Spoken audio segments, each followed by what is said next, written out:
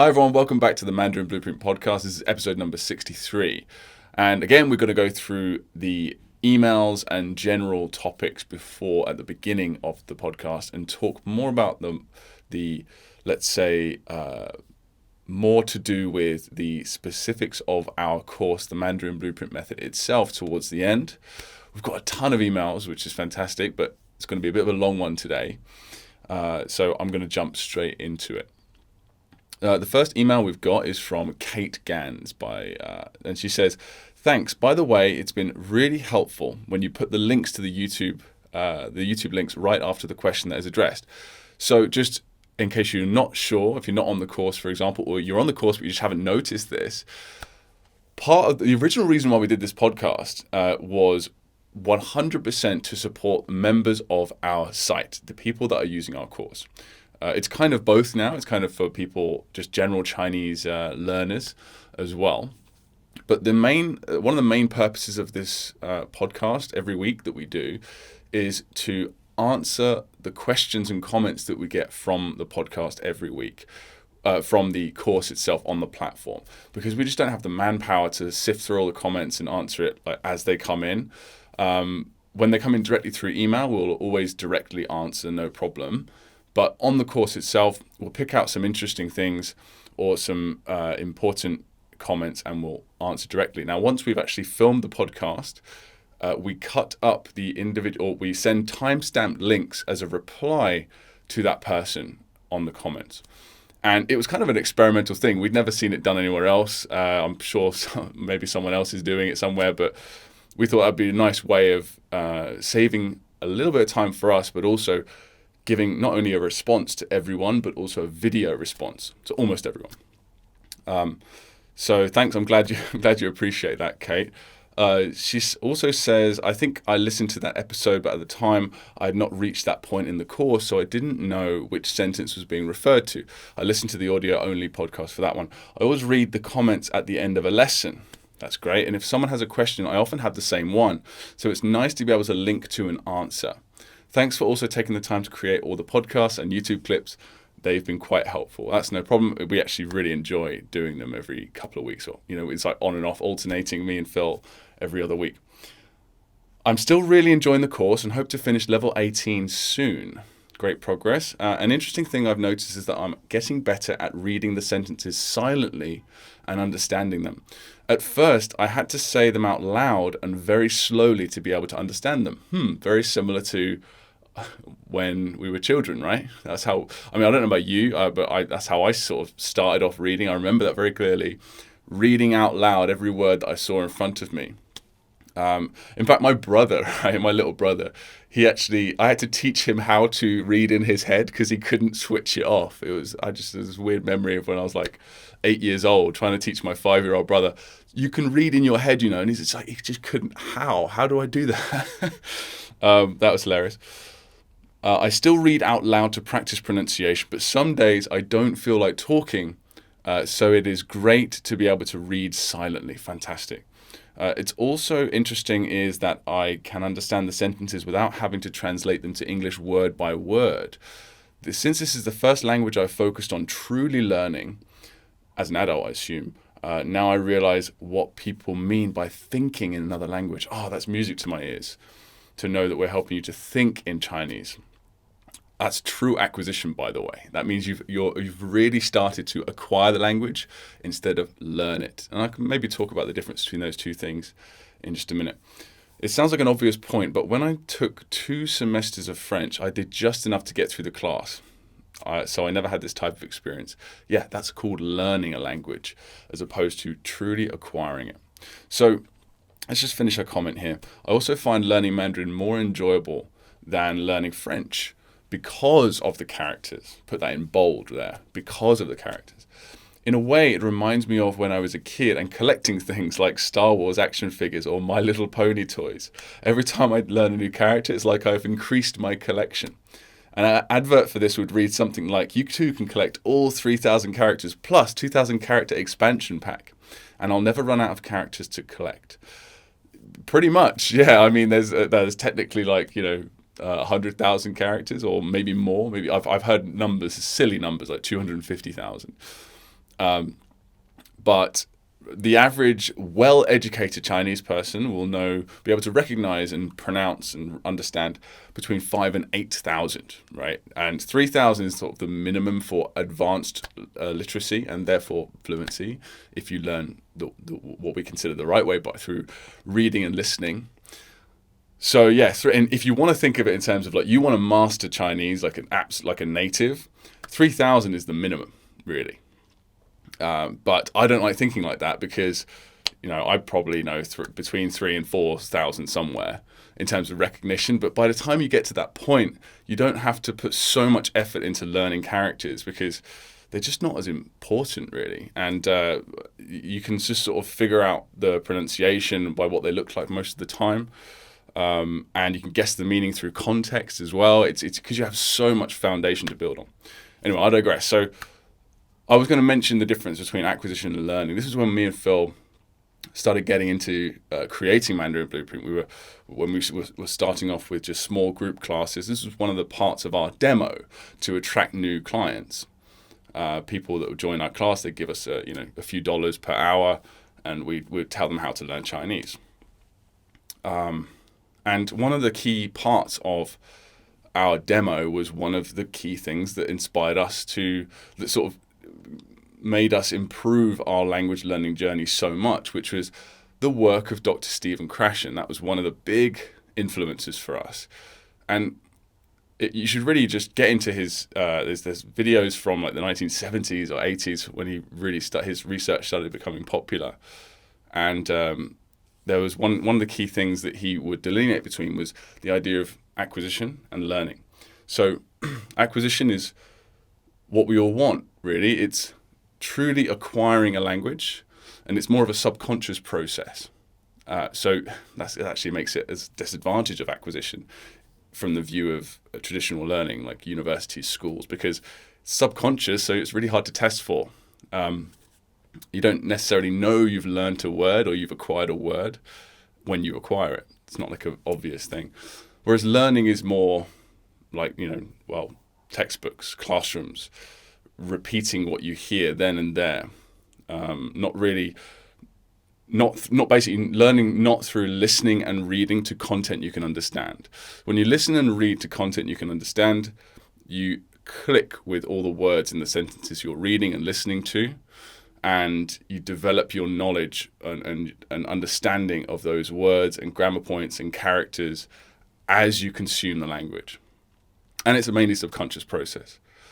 And it's a lot more enjoyable, I guess, but it's also, it's a lot more effective, certainly, but also I get the draw of learning in the traditional sense, because you can just pick up a textbook, or you can finish a fill-in-the-blank sentence at like one of those test questions, like a grammar question at the end of a textbook chapter.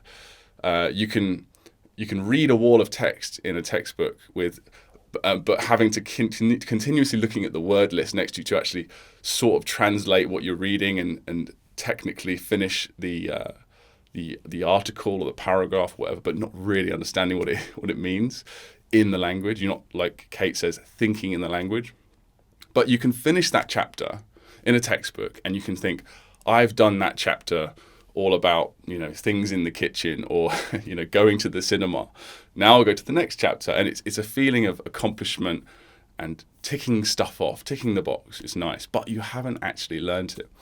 I remember Dr. Krashen was always taught, there was one quote of his I really liked. I'm not going to quote him exactly, but he's a grammarian. That was his original vocation. That's what he learned for many, many years. And he would say that he knew how to explain the subjunctive in French perfectly. He understood it perfectly from a learning perspective. But he found that when he actually wanted to use it in conversation, it wasn't there for him. It wasn't there in his brain. It was there, but it wasn't accessible because he hadn't acquired it. He'd learned it. So I hope that's always just a really interesting difference. I think two things are very important to understand, and especially when going into our course, or going into learning language in general. So next is Daniel Seitowitz by email. He says, "Hi Luke, I've been working through the free trial this week. You mentioned the course will eventually cover over 1,400 characters. It's actually 1,500. But you'll need about 3,000 to get to an advanced level. I'm around 1,200 characters at the moment, but I found it much harder to progress as the characters get more obscure and less frequently used. What's your advice on carrying on and getting to that 3,000 character level? So me and Dan had a brief interaction. I sent him a video reply, and you feel free to check that out. I'm sure Dan won't mind. He was just saying, look, I'm already quite advanced. Is your course going to help me? And he says, yeah, he says he knows 1,200 characters and he's learned that his own way. I don't know how he's learned them, but there's many other ways to learn characters out there. So he's somehow learned those characters. And he says, you only cover 1,500. Is it worthwhile? And the first thing I said in the video was, yes, if not only because you can sign up for at least a month or two and just learn our methods and apply it to a more advanced list of characters if you must. But it's very likely that our character list is going to be different from the 1,200 characters you learned, because we made our own character list ourselves based on analysis of over 1 billion characters and our own sort of human understanding of Chinese. So it's very likely we'll include a lot of characters that you haven't already learned. But I would recommend for more intermediate people, higher level. We're at 1,500 characters at the moment, which is intermediate. You can just go through and skip over the characters 100%, as in you can read and pronounce them at least, maybe even you can write them too, if you want to have a really high sort of standard. And go through the characters and learn the method. That's the important thing. Go to the end of our 1,500 and then go and find another list of characters if you like and apply it to that. But by the time you've done that, we'll probably have up to 3,000 already anyway. So my advice for you would be still the same. It would still be join the course. If for nothing else, then just to learn the characters that you don't really know in our list and learn the method. And it's not just character method that we cover. Of course, it's we have an awesome pronunciation course, pronunciation mastery. We teach you how to learn words through vocabulary, sort of mnemonics. We also teach you, we give you a ton of reading and listening content that's perfectly designed for where you are in the course. Sentences, dialogues, paragraphs, and full stories. And we're going to have a ton more full stories as well. I'll tell you more about that as I get to the course updates. I've probably already told you before, but it's worth mentioning again. So yeah, that's what I would say to you, Dan. What's your advice? Let me just make sure I've answered the question. What's your advice on carrying on and getting to that 3,000 character level? Well, we've had, for example, Ija. She already used our method to pass the HSK4. Now, at the time, we were only covered up to HSK 2 or 3. But she went and did what I suggested. She took the methods and found her own HSK4 list of characters and words. And she applied exactly the same thing to them. And she passed the HSK4 in 5 months from pretty much 0. So you could just do the same thing. Go and find, there's loads of resources out there, different character lists, 3,000 characters. Go and collect them all, as Kate would say, and do it your own way. But again, by the time you've got to that point, and it's not just about characters, it's also about words and understanding grammar through comprehensible input, Dr. Crash and stuff. So, and we offer all that as well. So it's not just about smashing your way through the characters, it's also understanding how to read them in context and understand them through listening as well. So we offer all that. So by the time you actually consume all of that content for 1,500 characters worth and 4,000 words, which is what we currently have in the course, I think by the time you do that, we'll be well on the way to having the full 3,000 done. But even if we're not, it's still going to be worthwhile you doing that. Okay, so just you're on the free trial already, just join the course. You can always quit anytime or get your money back in 30 days if it's not for you. Chad Wrestler says, hey guys, just wanted to let you know that I'm still plugging along. I've been getting the emails about having gone a week without activity. Yes, we do that on the course. We bug you a little bit if you haven't touched any lessons for a week or so. I feel I made a mistake earlier by not doing enough sentences because I wanted to get more characters. This is a lot of people do this and it's absolutely fine. which is why we're actually thinking about restructuring the entire course, putting every single level of the 57 levels. We're thinking about just putting all of the characters at the front and the words and the grammar and stuff at the back. Just because people like the character, just getting the characters done. So I made the decision to halt characters until I completely caught up every sentence from level 13 to my present level. LOL. Yeah, that's a like one extreme to the other, isn't it? But that's fine. Learn in your own way, whatever makes you, get that Anki open or get our course website open. I noticed when I got to levels 21 to 25 that I couldn't read the dialogues as well as I think I should be able to. I believe it is because I didn't focus on my sentences enough. I just feel like I should be able to read better than I actually can right now, and that's my fault, not the fault of the course. Every day, though, I do Anki. I've the flashcard that we offer. I've memorized a few Chinese songs, and I have that. And he sent me a video of him on Facebook doing a Chinese rap, which is actually pretty impressive. So well done with that. It's a very unique way of solidifying what you've been learning through music. I'm not a musical person. Phil's more the musical person, but that's great. Again, whatever you enjoy, that's what you should use. I've memorized a few Chinese songs that I've used for tongue, mouth, muscle memory practice, and I've been putting character subtitles on some kung fu movies to switch things up a bit. I usually will watch one of my movies in Chinese and then watch one in English with character subtitles. Hope all is well with you guys, and I'm just about caught up, so you'll have more of my awesome movie scenes again soon for the podcast that I'm sure you've been missing. Yes, we have. Yeah, we always want Chad's awesome movie scenes. And yeah, every now and then you'll find yourself falling back on one aspect of the language, and you decide you want to catch up. I do that all the time.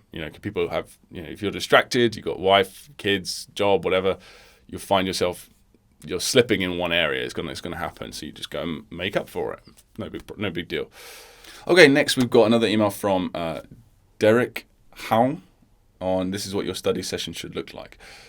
He says, this is a great course, by the way. Thank you. I'm Chinese Canadian. I know a bit of Cantonese, and for the past 3 years, I've gone through multiple online apps, mini courses, and so far I've found this method working the best. Just need to take time learning the memory method, which is beneficial to everything, not just language. Absolutely. Yeah, me and Phil have used the various memory techniques that we teach you guys to memorize speeches. I use it to memorize things that I need when I go shopping. All that sort of thing. I'm not particularly, even though I've used it to learn 3,000 characters, I'm still not, I'm just, I haven't practiced enough to be like, a memory champion or anything like that, like Alex Mullen or Dominic O'Brien or whatever, like nowhere near that versed in it. But if you go through our course, you can definitely apply the memory methods that we apply to your own life. Lots of different areas there. Great, thanks for that. Next, we've got Jay. This is a post that I saw in the MB community. It's our forum that we have on the course for anyone that's part of our site. He says, I feel a desire to have the audio for all the required sentences somewhere so that I could listen to it ad hoc. So, just for those who don't know, once you get to phase 4, or is it 3? It's phase 3, where we start actually not just giving you characters and words, but giving you sentences and asking you to review flashcards with audio of those sentences, both male and female audio. And what we want to, in some of these sentences, we have a star which says required. You must use this sentence because it's either important for like unlocking a certain piece of grammar, or it's a part of a larger dialogue which you unlock in phase 4. So you see a lot of the sentences are part of larger dialogues. Once you've unlocked all the sentences, then you go and read the paragraph or the dialogue or the conversation, the opinion, or we call them lots of different things. Basically, longer length content. And then in phase 5, you take those paragraphs and you unlock full stories. A lot of these paragraphs make up full stories. So it's all sort of a linear progression like that, all integrated. So yeah, some of them are required. You don't have to review all the sentences because sentences are infinite after all. So he says, e.g., when I play it while I'm in the car, just driving around town, listening to native speakers say meaningful sentences that I can understand. Nothing rigid or structured, no quizzes, grades, or completion stats. just sound files I'd put on a loop, background music that would have those sounds comprehensible input in my ears a lot. I did some Googling but couldn't find any add-on for Anki, that's our flashcard app, that would allow for export of audio, certainly not for exporting only some audio. I can find individual MP3 files in the system on my PC, but they're not labeled in any way that I could easily pull out the ones for required sentences from lessons I've completed. Is this something you might consider for the future, or is it even a good idea?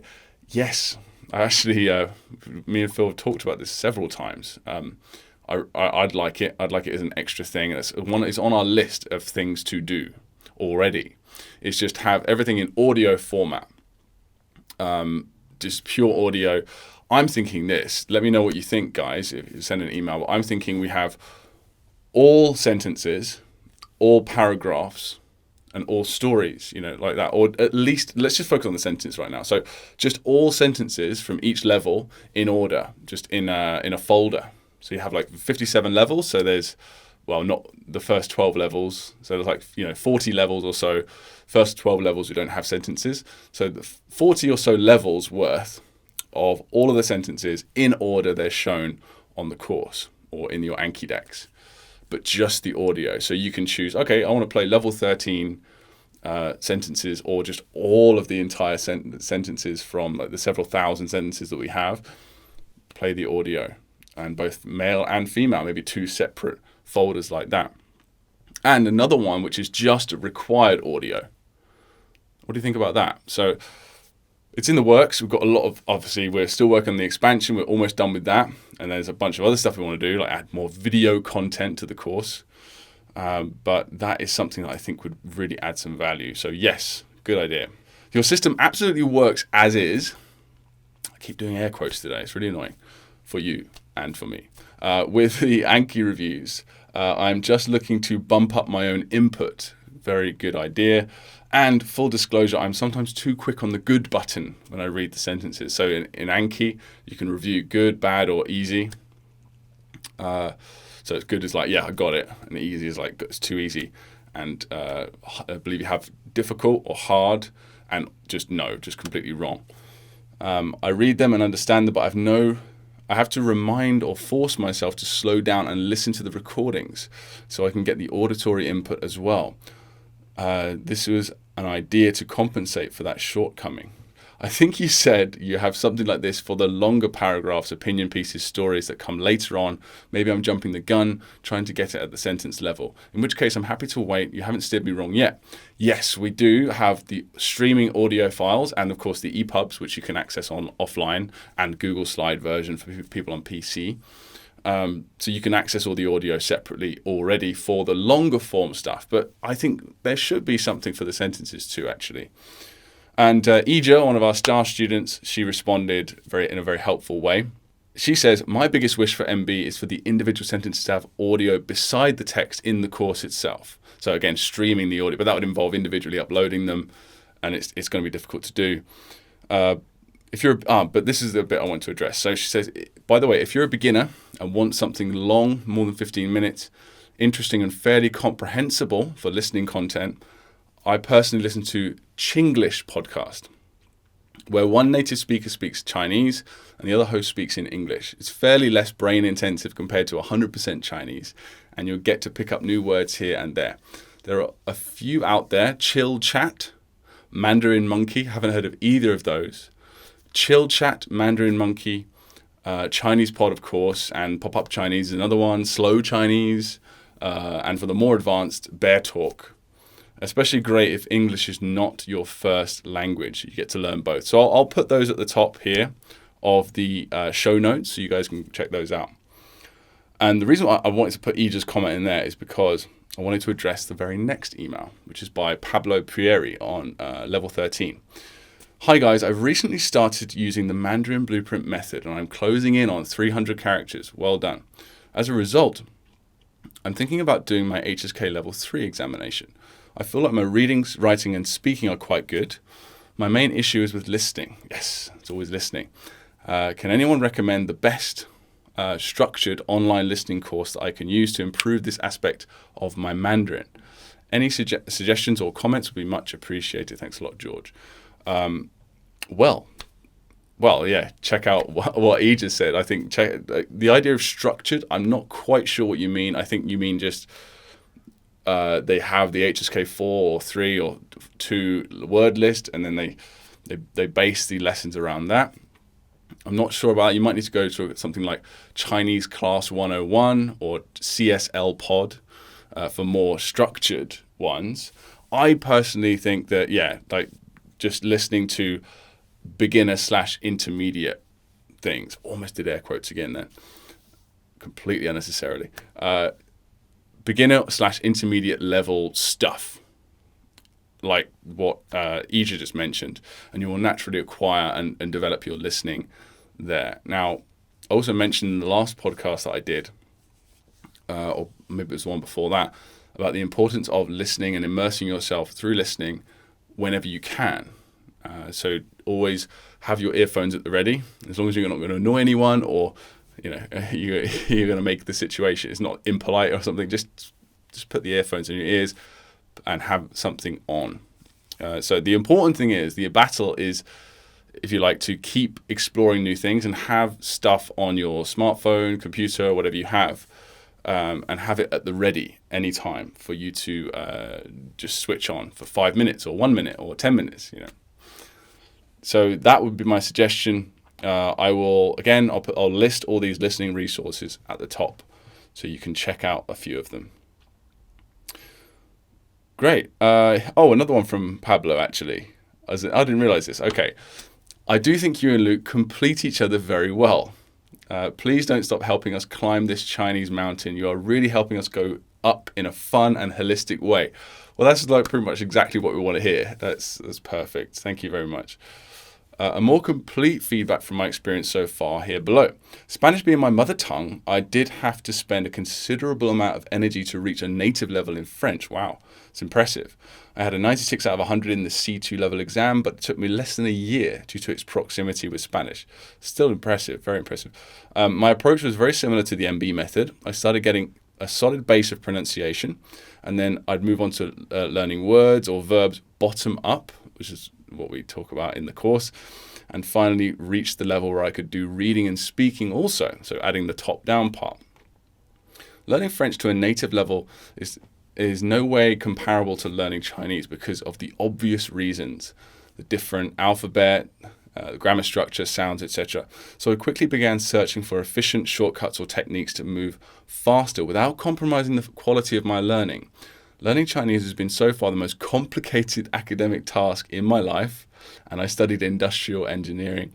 Thanks, guys, for facilitating our lives, making it easier, I guess, and the quality of your work is inspiring. Wow, thank you very much. That's very sweet. Awesome. So those are some of the emails we've had this week. As you can tell, we've got some great people on our course, very friendly, very nice, and apparently very appreciative of the work. So that's so great to hear. Keeps us going, guys. Really keeps us going. So yeah, let us know if you have any more. If you guys have any issues or comments, anything you want to say to us at all, contact@mandarinblueprint.com, and we'll always read and answer every single email that we get, of course. So course updates. I've already kind of given away a bunch of them anyway, but we are creating. We've had so many people complain about. Just express their frustration that it's really hard to find an EPUB reader for Windows because apparently Microsoft, Bill Gates, capitalism, all that stuff, EPUBs are not economically viable. You can't make money from them because they can be shared freely. And Bill Gates doesn't like that. So it's very difficult now, especially with the newer versions of Windows, to play EPUB audio or even read EPUBs in a lot of cases. And this was becoming more and more difficult. We actually got our own personal web developers on the case. And they gave us a couple of, a couple of solutions that still work, but they'll probably go very soon as well. So it's fine for Mac or iOS on your iPhone. So Apple don't mind EPUBs. So they work absolutely fine. So you can download the EPUBs and you can click play, and it even has text tracking thanks to Ija and her wonderful coding knowledge that she's helped us out with. But for Windows, we've made a new solution. We're not going to use, we're just going to use Google Slides. And we're in the process of creating all of the written content, the stories, the opinions, the dialogues, right now on Google Slides. You can, as long as you have that access to the internet and a VPN, if you're in China, you can access Google Slides and just play. They don't have the text tracking, unfortunately, but they have the text and the audio. And yeah, and another cool thing as well, which we've just literally figured out in the last few days, and we're going to apply to these same Google Slides, is as you go through the course, we're all about extensive reading. So extensive reading is 98% comprehension of what you're reading and listening. We think listening is incredibly important, just as important, if not more important than reading for a lot of people, because it's just so convenient to listen. And more people can do it in more situations. But let's just say reading for now. 98% comprehension is very important according to a lot of research on extensive reading, as opposed to, say, intensive reading, which is not necessarily bad, but it's just you cover less because it's intensive. You know less. Your percentage coverage of your understanding of what you're looking at or listening to is lower. So you have to work harder. Your brain works harder. You have to study more. I did the air quotes again. Right, that's it. Last time, completely. So you have to study, which is basically you have to look up words. It's frustrating and it slows you down. And there's too many new words, so your brain doesn't notice the new words as much because there's so many of them. There's so many new words. So whereas with 98% understanding, when a new word comes up, it's very prominent because there's so few of them. And it's therefore, in theory, it's easier to acquire those new words. So anyway, we've got 57 levels of the course. We start introducing longer form content around level 21. And that content gets more and more in depth and longer as you go through until you get to level, I can't remember now, but you get to like phase 5 and you've just got whole full stories. Now we've got 20 full stories at the moment. We've written a bunch more. And we also have access now, thanks to the wonderful guys over at Mandarin Companion. They've given us the ability to license 40% of each one of their books. And they have 20 books, or is it 13 or 14? At least 13 books they have. Graded readers. So they're designed for 150 to 300 to 600 characters, I believe. And they've given us the rights to 40% of each story, the licensing rights, if you like. So we're going to basically take the first few chunks of each one of their books and put it on the course for you. And as soon as you unlock a paragraph or a chapter, rather, we will present it to you. And how do you unlock a chapter? Well, there's two. We'll basically make them available on Google Slides for you, and you can. There'll be 90% coverage level and 98%. So we'll show you at the top of every story, and we'll indicate it to you as soon as you reach that point in the course platform itself. Once you are able to understand 90% of this story or this chapter, whether it's Mandarin Companion or our own content, we will notify you, and you'll be able to go and try and read it and listen to it. And also, once you get to 98%, you'll see, this is level 32. You understand 90% of this book or this excerpt. But when you get to level 34, you'll understand 98% of it. And if you like, you can just wait until you get to 98% and just ignore all the 90% levels and not even bother. That's fine. It's kind of experimental for us. We want to see how people fare at 90% and 98%. So we're going to have this done soon, and it'll be accessible to everyone. I'm not sure if we're going to be able to do the audio for the Mandarin Companion though, because that's a lot of content, and recording audio takes a lot of time and therefore money for us. So we'd like to do it eventually, but I think they're going to have audiobooks out soon anyway. So who knows? But we'll at least have the male and female audio for our own content. The 20 stories we already have, plus I think there's another 20 or so stories and longer form content we're going to have coming. So it's going to have male and female audio at 100% and 80% speed. You can just click and just follow through the stories. And it's going to be awesome. And that's going to be available to you very soon. So that's I think, the most exciting update. We're also making great progress on the course expansion. We're almost pretty much done with it. We've done all the main legwork. Now we're just doing tying up all the loose ends and fixing all the little issues and stuff like that. Should have the full 1,500 or so characters out very soon, and 4,000 words, and all of the sentences that goes with that. Very exciting, very exciting. So I think that's it for the updates. As usual, I'm probably going to remember like another 3 things that I always forget like halfway through the rest of the podcast. But speaking of the rest of the podcast, let's get to it. So we're going to now move from the more general stuff to the more specific stuff on the actual course. So one of my favorite parts is talking about movies. So for those who don't know, we make movies in our minds, in our mind's eye, our imagination. We shoot films involving people, actors, places or sets, and objects or props, as we call them. And we interact with these things to make sort of a movie scene in our mind that represents the meaning of the character. And of course, the props, the objects represent the components, the actors, or the people from our lives that we choose personally, that you choose, represent the opinion initial, and the place itself and the room within that place represents the final and the tone. It's all very cool. And if you're not sure what's going on, you can always just sign up to the course. Go to mandarinblueprint.com and sign up for a free trial right now and just test it out. Also, we have blog posts explaining each section below. So let's get started with movies. Okay, so the first movie we've got is from Brett Young. Let's have a look. Yoko Ono and John Lennon are looking for a snake in the living room of my childhood home. They each have an open box in one hand and a hook in the other hand to capture it. Suddenly, Yoko spots a snake in the corner and says, "The snake left already," and angrily throws down the box. The camera next shows the outside of the house and a laughing snake is slithering away while the Eagles Already Gone plays in the background. This is great because this character is a tough one especially for a beginner, right? If you're just on the course, like you're not that experienced yet. When you have very abstract meanings like this, it stumps people in the beginning. That's why we have so many videos walking you through and teaching you how to overcome it, because it's actually really easy. And this is an example of exactly what you should do when you have a more abstract meaning like already.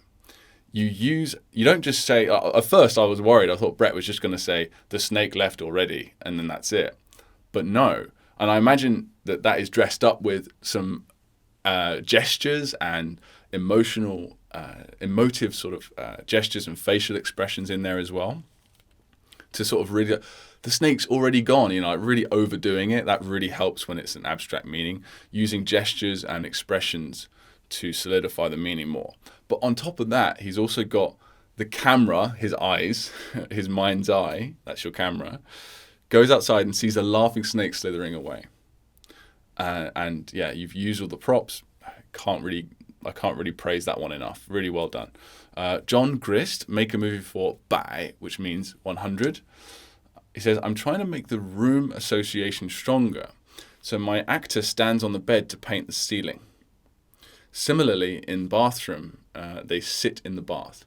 Fantastic idea. Yes, this was something that Phil or I didn't really have a problem with, but when we started teaching it live to a lot of people, to hundreds of people, we found that a lot of people, a surprising amount of people, were having trouble, not with anything else in the method, but only remembering the room and the set. Like, where were they? And so we came up with a few solutions. Well, the one solution that really works is involving the set more. So if you're in the bathroom, sit in the bath, or smash the sink, or pull down the curtain rail, or something. You involve the actual objects that are directly associated with that room in your scene. Awesome. That's a great point, and you should all apply that. Just naturally, just do that. You're in the living room, stand on the sofa, smash the TV. I'll say smash stuff. This is what I do. But that's my style in my scenes. Got another one here from Adam Cardellini. He's been with us since like January when we first launched the course. And he's getting back into it again, which is great. In this instance, I was lucky with the props. This is for make a movie for hua, which means speech. So it's got like a speech component on the left, the little eye-looking thing, 言字旁, and 舌, the tongue component on the left. In this instance, I was lucky with the props that I picked for the two huas. In each version, there is a different person represented by a prop. Chuck Norris and Licky Tongue. Good, okay. My actor for H, Mr. Hankey, has evidently set up a counselling clinic for my E-set bathroom. First to help Chuck transform into Snow White and to help Licky Tongue talk with a megaphone despite his big tongue. Mr. Hankey is such a helpful fellow. That's awesome. I like that a lot. So for those of you who are like, what the heck are you talking about? Well, when he says transform, hua is a fourth tone character that means to transform. And it's made up of a person component and sort of a hook. Looks like that. They're both in the same place, or rather they're with with the same actor, the HU actor, which in this case is Mr. Hankey. So he's used that to his advantage. Rather than letting that confuse him, he's used that to his advantage and sort of made a connection between two completely different characters or movie scenes, which is a very common thing that people like to do. It's really helpful. Jonathan Pritchard, make a movie for jiu, which means old, but for objects. And he says, my friend Jennifer is in the bathroom of Austin Zen Center, that's this set, where he says, I remember standing outside of, OU, outside of. That's a connection to the actual opinion final there. Great. She's sitting on the floor meditating with a walking stick leaned against the wall, and the sun is weathering the stick away until it crumbles, but she stays unaffected. Very simple, very straightforward, and you could even do like a cool movie sort of camera angle of that walking stick as it's sort of blowing away, like doing a close-up maybe to really accentuate, and maybe some sounds of the wind blowing it away or something like that. You know what I'm saying? That's awesome. Yeah, I love the straight and simple ones. Alina Dana Koroyan, make a movie for Men, which means door, and it's made up, as you can see, of a stick and sort of what we call pincer and a drop. So this one, let's see what Alina does with this one. My M actor, because it's pronounced Men, is in the kitchen of the EN location. The kitchen represents second tone. And there's a really big black scorpion climbing on the kitchen door. Scorpion would represent the pincer, sort of curved bit, the hooked bit of the character, that component. The M actor is frightened, so takes his huge eyedropper, that represents the drop, eyedropper weapon, and drops a drop of phosphorescent green poison on the scorpion. That's the drop part. On the scorpion pincers, but the scorpion seems not affected. Then he hits the scorpion pincers with his magic fighting stick, the prop for the stick-looking thing, and still there's no effect. The scorpion laughs and says in the human voice, I'm the spirit of the Scorpio constellation. You cannot harm me. A transparent big door appears floating in the air in the middle of the kitchen. The Scorpio, with a drop of green phosphorescent poison on his pincers and holding the fighting stick, is suddenly disappearing through that magic floating door. Immediately after, the magic floating door disappears. Awesome. Yes. And I can imagine the actor's reaction to what's going on. And you could even do it the other way. You could have like the scorpion is losing the fight and it uses the door to sort of escape. It's awesome. Very, very good. I like that. Just a couple of quick last things here. Those are all the movies. Thank you, guys. There's actually a few more, but we just didn't have time to go through all of them. Those are sort of my favorites of the week. We've got just one actor that I wanted to mention here by Dev Chen. He chose an actor for TU, which is a fictional actor. Thor, the god of thunder. He's also written the Chinese there, Lei Shen, thunder god. And that's how you say Thor, by the way, Lei Shen. And I just really like that one. It's simple, but also it reminded me of something that I haven't mentioned in a while since making the actual course, which is the idea of using extras. So in these movie scenes, you can sometimes get a bit stumped. And usually that means you just need a break, right? But sometimes you get a bit stumped and you kind of, how do you feel like you need an extra pair of hands. Well, if you have someone like Thor, you can bring in another one of the Avengers. You know, Captain America can maybe come in and help out, or Hulk or something like that, if they're not already your actor for somewhere else. And this is a good one. Also, making copies of the same person works, but I like extras because, again, You're bringing in someone with a completely different personality, a new set of skills, a new characteristics that they can maybe use in the scene. So just thought I'd mention that. Now on to props. Okay, so again, these are the objects that we use to represent the components of the characters. Alina, this is a nice one. She says, Wu Gengji, I don't know what the tones are on that, the emperor, or one of the emperors. He's actually a character from a Chinese anime. Oh, okay. Named Wu Gengji. This might be very obscure for lots of people, but if you resonate with the idea of a powerful emperor, you can choose a real or fantasy emperor that you admire as a prop. So this is picking a prop to represent Li, which is the character meaning power. So people have chosen lots of cool stuff for this. Goku, I think, was one of Goku from Dragon Ball Z. Someone powerful, but power in the Chinglish, like in terms of authority, you can choose the emperor, and you can choose any emperor. I recently saw The Last Emperor, which was awesome. I love the Last Emperor. It's a good sort of Mandarin film. Yeah, it is in Mandarin, isn't it? I think I watched they shot the film, according to my wife, they shot the film fully in Mandarin and fully in English. I think I saw the English version. I might be telling tales there, but that's what she said. I think we might just have false memories of I'm sure there's anyway, but it's a great film, very good film. So I would probably choose that character from that film. You can choose oh, by the way, if anyone's wondering where my wedding ring's gone, I'm not getting divorced. I just left it at the gym the other day. I left it in my gym bag, sorry. I was like, why? Is he, they have an argument or something? No, we're fine. Just thought I'd mention. So next one, we've got William Edmides on Pick a Prop for zhi. I really like this one. I had to put it in because zhi is like it's very common, but it's got a very abstract. It basically means of. The god of thunder, the hand of God, whatever.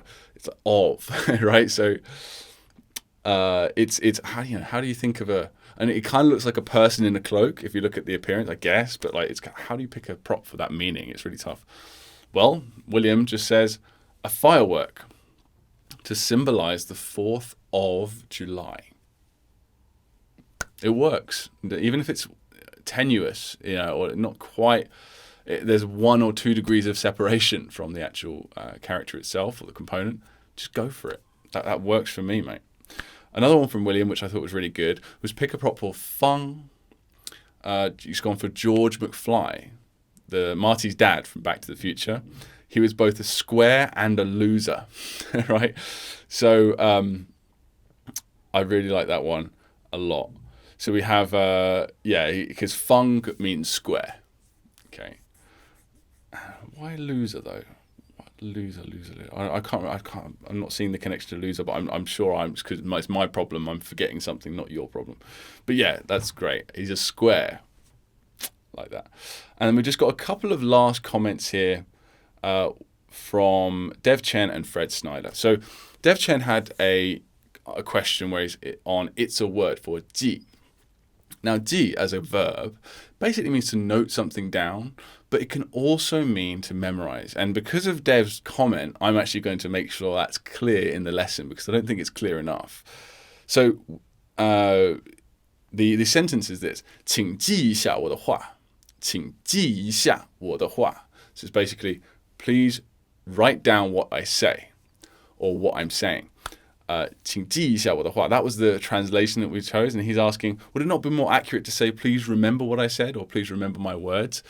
And the answer is both are correct. So 请记一下我的话 is basically can also mean just can you write this down or can you just memorize it? It means both. So thanks for asking that question. I'm going to make sure that that's clear in there. And Fred Snyder said it's a word for Zhong. So this is a sentence that we give. 他的名字中有一个 A or 有一个字母 A. That's both fine. So that's the actual sentence. But he says 他的名字有一个 A. So just leaving out the 中, what does 中 add to the sentence? Well, I repeat, because of this question, I was repeating it to myself. 他的名字中有一个 A. 他的名字有一个 A. I was just trying to... the one with zhong just sounds right? So I checked with my wife. I was like, what's the difference between the two sentences?